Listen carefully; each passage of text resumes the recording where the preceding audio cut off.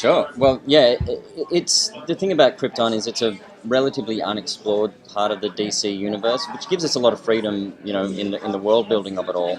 Uh, One of the challenges of I think of a show like this is that people think of it as a prequel. People think that they have a sense of how this story is going to end, with the destruction of the planet.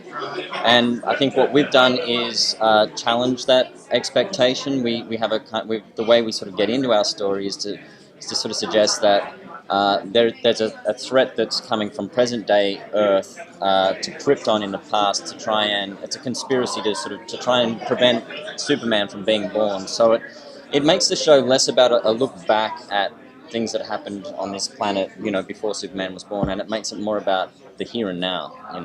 With, So, with Smallville and Gotham, they made the city or the town become like a supporting role. They become an active player somehow. yeah. Is that going to be like that here with Krypton? I think it is. I think the world of the show, in that sense, it's a world with a very rigid class divide. There's the rankless who are the bottom, the lowest class in Kandor, and then there's the gilded society. So the lawmakers guild or the science guild, and those people are they live high up in these towers, and the rankless live kind of like in the dirt on the bottom. So so in that sense, yeah, it is a character in that way, like that living in that kind of environment really shapes everybody else. What you're describing, usually Krypton's depicted as a utopia, like in the Christopher Reeve movies. Right. So it sounds more like a dystopia you're making here. It's a little bit of both, and that's part of the story that we're telling is that our hero Seg-El, who's Superman's grandfather, he's really tasked with the job of ushering in that golden age of Krypton that everybody's more familiar with, that sort of the kind of Jor-El generation. So there's a sense of that utopia up in the kind of gilded area, but down below it's not. And I think Seg's job is to try and to almost lead a revolution that will usher in that golden age, because it's from that golden age that the kind of bloodline that is eventually becomes Superman is kind of born out of. So when we start the show, the kind of political landscape of Krypton, it's more like a totalitarianism. It's like it's a fundamentalist theocracy, and if Superman, if Kal-El's rocket ship left from that world, we would have a very different Superman, to the one we have. So it's really about ushering in that new golden age to give us the Superman that we need. How do you balance exploring like the unmined canon of Krypton with there must be a hit list of things fans want references to the Superman universe that they know, whether it's the Zod family or whatever it is. Well, I mean, look, we're lucky enough to have Jeff Johns, who'll be moderating our panel later. He's obviously, and David Goyer, between them, they've done, they know that Superman mythology better than anybody. So they're, exceptional partners and incredibly supportive. So they fill in a lot of blanks that we don't know. Like, I have a pretty good knowledge of it, but these guys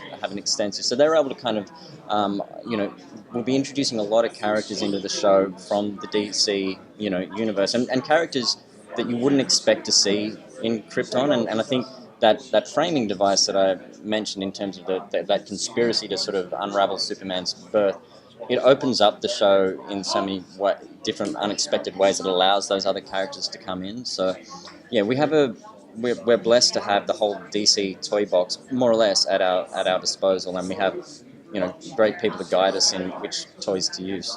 Do you see it as a standalone story, not necessarily something that ties into other DC television shows and movies? Yeah, it's not part of like the Arrowverse, and it's not really part of the DCEU. It's sort of it's adjacent to both of those. Like, it's not going to feel like something completely different and like it doesn't belong. It does, but it is its own.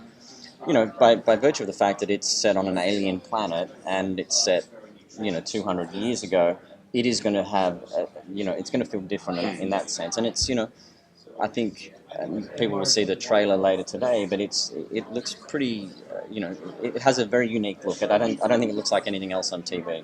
You talk about the Arrowverse of the DC. when you're all at the toy box, Yeah. they're one toy box, and do you have to kind of elbow them to There's say, a- we want him, yeah. we want him, you can't have Yeah. him? And Yeah. do you ever all fight over toys? Well, I don't know if we so much fight because we have Jeff and the people at DC will say, you know, no, we're going to do that in the film, or we're exploring that in one of the other shows or whatever it is. So they kind of guide us as to what, as to who gets what really. But yeah, I think so far anyway, we've been, everything that we've wanted, we've been able to get, and in fact, we've been, given a whole lot more that we, wouldn't have dared ask for. So, yeah, we're lucky. I'm sorry. We've not really seen a sympathetic Zod, even though people tried, like in Smallville and things like that. Are we going to be exploring that family in a different way than we've ever seen before, or what? Most definitely, and I think that's one of the things about doing this show, and because it is, and it speaks to your question as well, because it's a cable show, it's not part of the Arrowverse, we're very, very keen to explore a lot more character shading, whether it's, with characters who you would, usually identify as villains or heroes. It's just not so black and white in the world of Krypton, which is, what's ultimately, the most, I think, attractive thing about the show is and I think it's what people are ultimately going to keep coming back for, are these characters. So we need to make them compelling, and I think that comes from, making them real and having lots of shading. How many episodes is the show? It's 10 episodes. Yeah. How are you going to make the audiences care about what happened before Superman? Care about Superman. Well, by basically changing what you think you know about Krypton and how it ends. In the pilot episode, we will immediately change everything you think you know about the end of the story. It's a big, big mandate for us. Of course, everyone's like, well, it blows up. Why do I care? Why would I care about any of this? It's very important to us to make the stakes of Krypton speak directly to the present. Otherwise, why are we telling it? I think, by the way, a good corollary is what JJ did with the first reboot of Trek. In the first 10 minutes, we're like, this just wipes it all clean. We're aiming for a similar kind of high-impact thing with Krypton, where from the get-go, this is not just sort of like a weak-ass prequel. We are like, it is about here now. It is about rewriting the fate of Krypton, rewriting the fate of Superman, and bringing you very close to stories that tell how did Superman get his DNA of being a champion of truth and justice. It wasn't just the Kents. It's in his DNA. He is part of this amazing, great generation on a planet that is teetering on the edge of totalitarianism, authoritarianism, the press are being squeezed. I don't know if you guys can relate to any of this. Yeah. Okay? Okay? Yeah, it's a little bit. We wanted, look, all brilliant sci-fi is about here and now. We want Krypton to give you that. We've grown up with this IP. I think it's really time to give it that kind of real gut-punching impact. So it's not just up and away. It's also about a struggle and how heroes are born. Well, we've seen Krypton as usually a sci-fi story, or Superman's a sci-fi story. But there's always been kind of a medieval quality, and I'm hearing words like theocracy. Yes. So I'm wondering, how much are you pulling from kind of medieval fantasy to put into this? I'd say we are thematically, but not practically. Here's why. I think there's something about the wonderful collision of kind of that medieval black and white, upper class, lower class. Your life is cheap unless you're highborn. What happens when your life is made cheap once you're highborn and you fall? But I think the complexities of a civilization that, in all its advancement, has found a way to exist in a very harsh climate. And what happens when you are trying to justify essentially inhumane politics for the sake of the survival of a civilization? What is the breaking point when the everyman suffers so that, theocracy can live? There's a stress point at which the needs of the many and the needs of the few begin to break. And I think that's where our story begins. And then it gets even more fascinating when we realize that there's so much more at stake than just Krypton. Where are you going as far as you can do serialized story versus just telling from a global scale for the planet, or versus character? Because always character right at the heart. We want to tell every season is like one big epic story. I really think of it like, here's your 10-issue run of this. The Battle for Kandor City, Sid. They write it down. I write it down. That's our first season, and within that, we have a huge mandate at a global scale. Reset the stakes, upend what you think you know about Krypton and how it ends, and then this is the cool part, and I can't really tell you more, so don't ask me to name drop because I will not do it. But we are going to bring in DC characters that fans know and love. They will be on Krypton. They will come to Krypton. And it'll be very unexpected and blow minds. Look, I've done enough genre, I've done enough TV to know, but especially genre, that people will always show up just to check out the high concept thing. I'll go see the Stargate, it's a big relic of flesh sideways. Cool. They don't stay unless they fall in love with those characters. So for me, as a writer, a creator, world building is really fun, but if it doesn't have real blood and heart flowing through it, you just build the trade set in your basement that no one cares about. It has to breathe like that. Speaking of world building, the teaser looks darker, like the movies, rather than maybe lighter, like brighter, like Smallville or something. Very much. Is the look going to be in alignment with the movies on purpose, or is it its own look, but it's just a little more?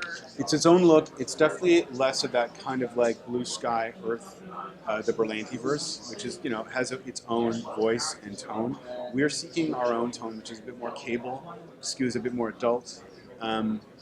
I don't think, it's not going to turn into like Stephen King's Krypton. It's not going to do that. Yeah. It's going to be much more a lived-in world. I think that the world of Krypton, especially down in the rankless district, will feel a lot more like Rogue One or, with parts of Force Awakens. It's wonderful and cool, but it's very lived in. It feels like it's been there a long time. I think that we want to feel immersed. I think that's what really good features do, is that you build a world, make it lived in, and then you take the camera off the tripod and you're in it. And suddenly you feel like you're living in a real world. So Krypton's got to have that vibrant immediacy. It's a little bit less slick, a little touch darker, but a bigger scope.